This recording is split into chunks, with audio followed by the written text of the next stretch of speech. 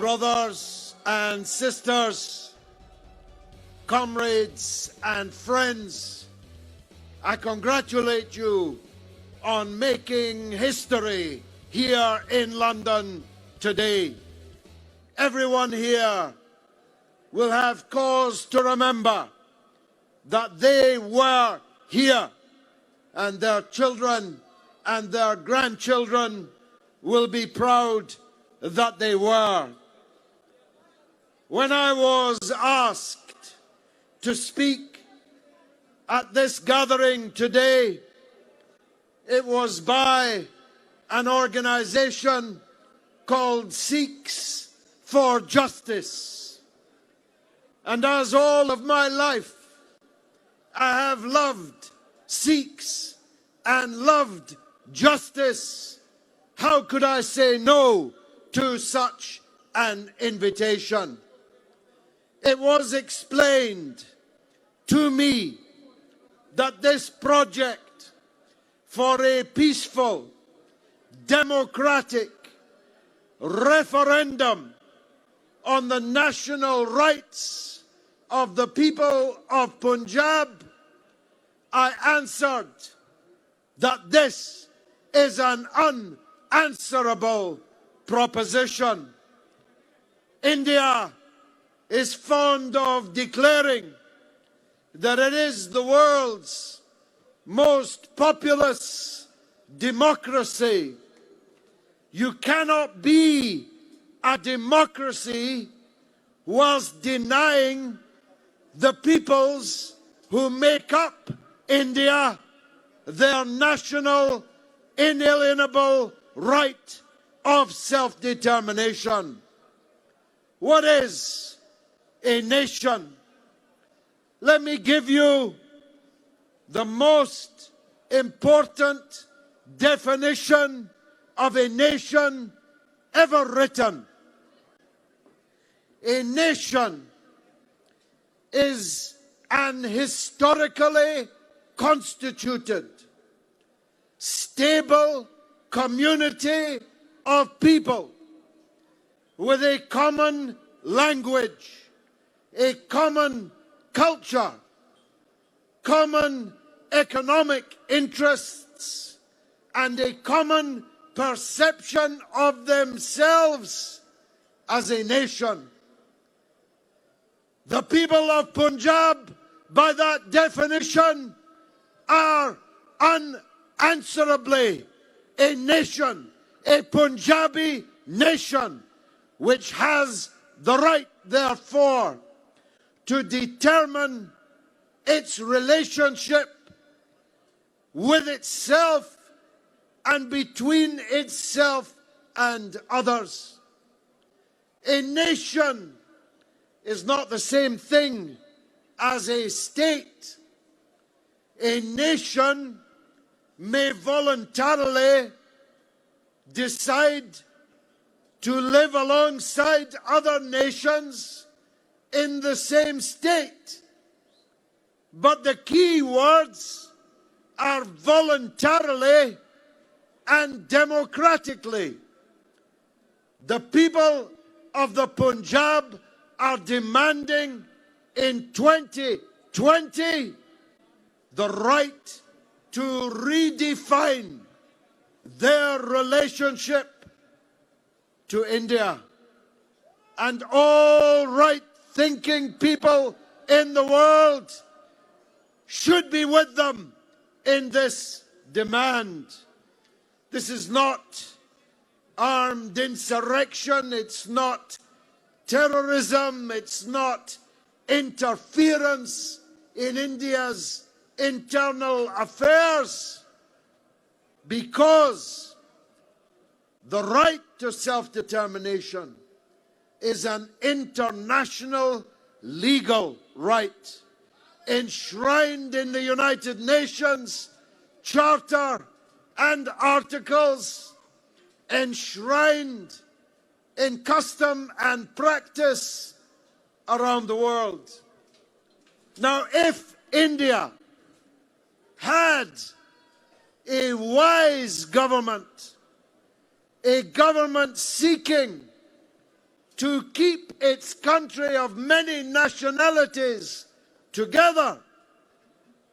That would be one thing. But it's the one thing you cannot say of the murderous, repressive, sectarian, fanatic government of Modi. Modi is killing Indians all over India and has intensified the repression in the illegally held territory of Jammu and Kashmir.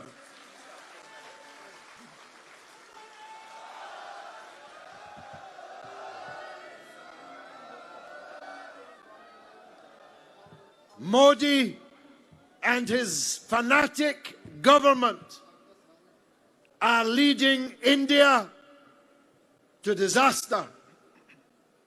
However much their GDP has risen, however many arms sales other countries in the world are seeking to make with him, his policy of killing, murdering, repressing, occupying against their will the many and varied peoples of India is leading the country to disaster.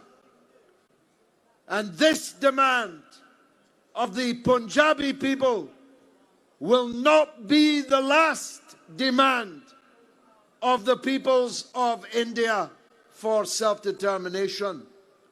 Now, as you may already have inferred from my accent, I am Scottish.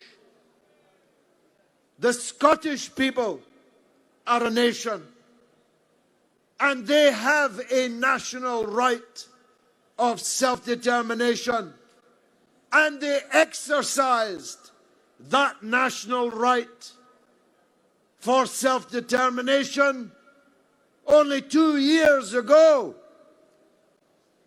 And the British government had no choice but to recognize and accept the right of the Scottish people to put an X on a piece of paper to decide how, where they wanted to live in the future. The Scottish people voted to remain in Britain. Maybe the Punjabi people would vote to remain in India. Maybe they would vote for a different relationship to India, separate from an independent state. Maybe that's their right to decide. And the Indian government has no more right to deny the people of Punjab as the London government had the right to deny the people of Scotland. So I say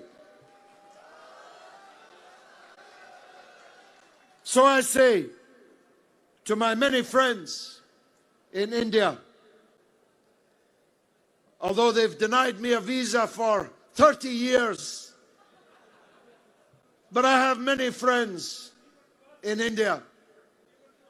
Let me say to them, this is not against you. This is a human right. Human rights are being trampled underfoot and bloodily in the Punjab. No country can hold on to any part of its territory against the will of the people of that territory for an indeterminate period of time. And so you have the choice of either intensifying never-ending repression, which will soak the land in blood, or you can, as the world's largest democracy, recognize the rights of the people of Punjab to their own democracy. Ladies and gentlemen, I spent almost 30 years in the British Parliament. I'm an anti-imperialist. I hate the British Raj in India and everywhere it was created. But I say in conclusion to the British people and the British government, as many of the statues around here know, the service of the Punjabi people in war after war to the British cause gives you a debt of honor to them. The Sikhs stood with you. Now you must stand with the Sikhs. Thank you very much indeed for this great occasion today. Khalistan! Khalistan! Khalistan! Bole